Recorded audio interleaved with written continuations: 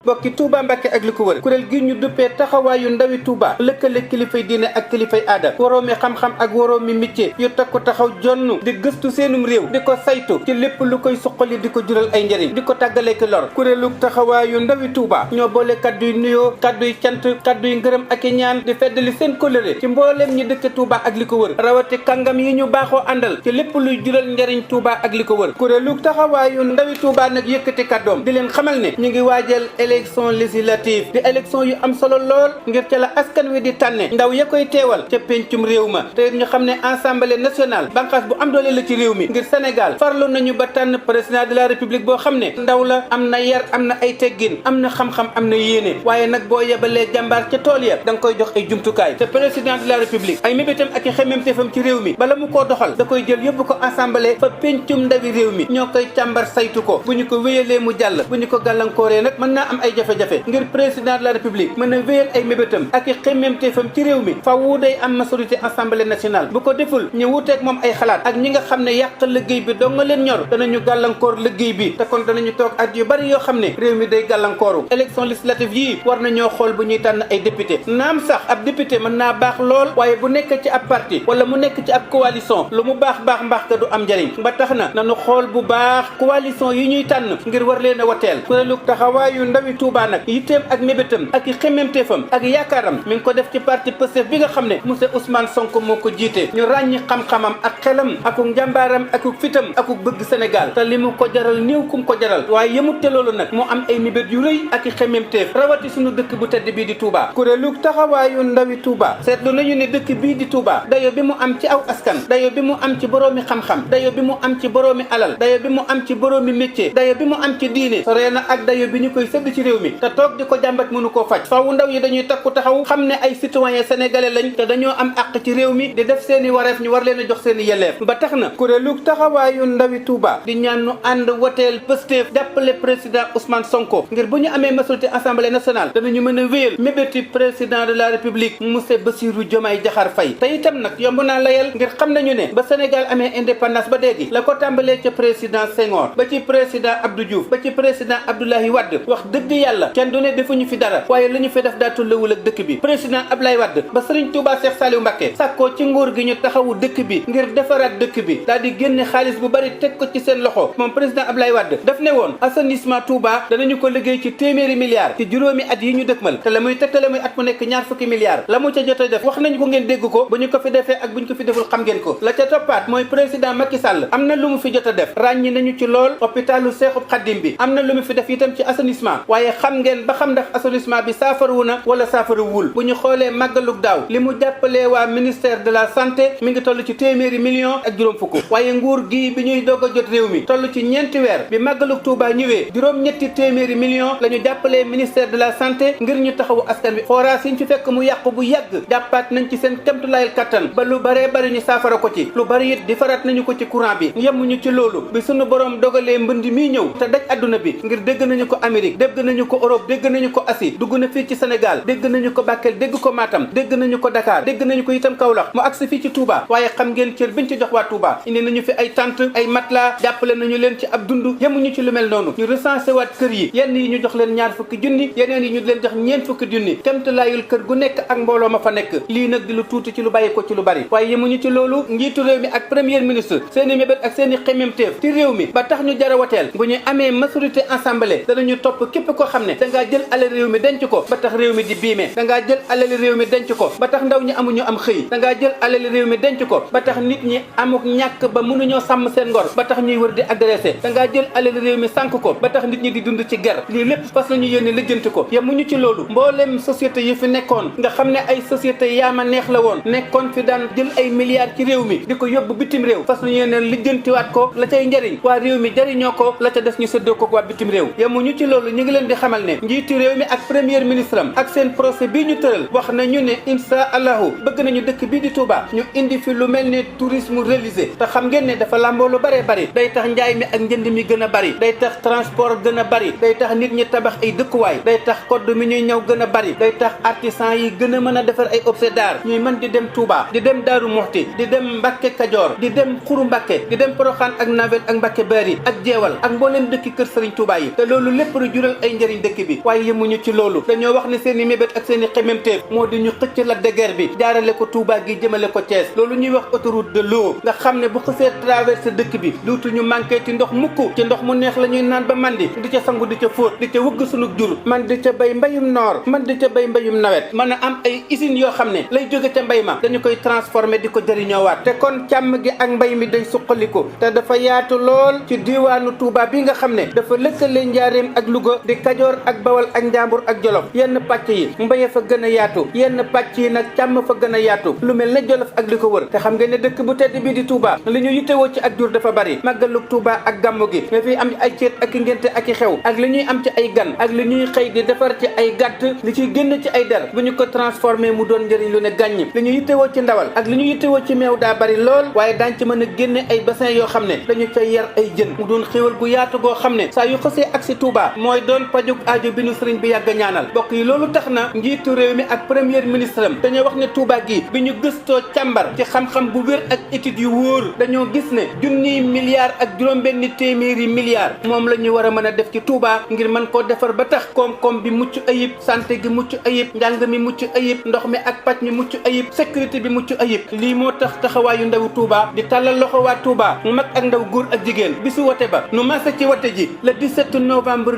2024 nu jox président Ousmane Sonko majorité ngir ñu àggale seen i mébét ak seen i xememteef ci réew mi kuréelu ndawi Touba li mooy seen i mébét li mooy seen i xememteef noo ngi ñaan àgg ca ak jàmm am ca ak jàppandal am majorité bu doy ci assemblée nationale jébbal koy monsieur Ousmane Sonko ak Bassirou Diomaye Diakhar Faye ngir ñu liggéey réew mi yàlla nañ ci am ak jàppandal te làq ci pajog aajo texit àdduna ak alaxira barke Cheikh Ahmadou Bamba